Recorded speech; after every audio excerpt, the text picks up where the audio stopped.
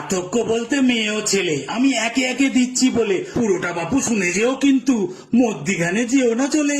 মেয়েরা বমি করলে পরে নতুন অতিথি আসে ঘরে, সুখবর মনে আসতে চলেছে সবাই বলে আনন্দ করে। মেয়ে হলে পরে মা লক্ষ্মী আসে ঘরে, ছেলে হলে পরে কত আদর করবো ধরে। আর ছেলেরা বমি করে দিলে সবাই চিল্লে চিল্লে বলে আবার মনে হয় জানোয়ারটা ছাই পাশ এসেছে গিলে। বেল্ট বার করে বাবা, মা বসিয়ে দেয় থাবা, বোন বলে হাসতে হাসতে আর কোনোদিন খাবা।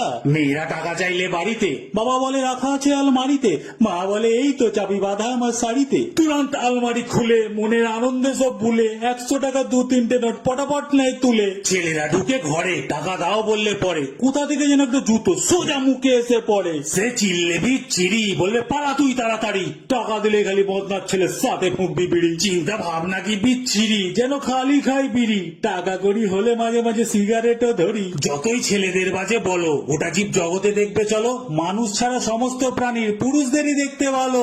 মানুষের মধ্যেও এরম হতো, সুন্দর হতাম ওদের মতো, শুধু অলিতে গলিতে বিউটি পার্লার যদি না থাকতো এত।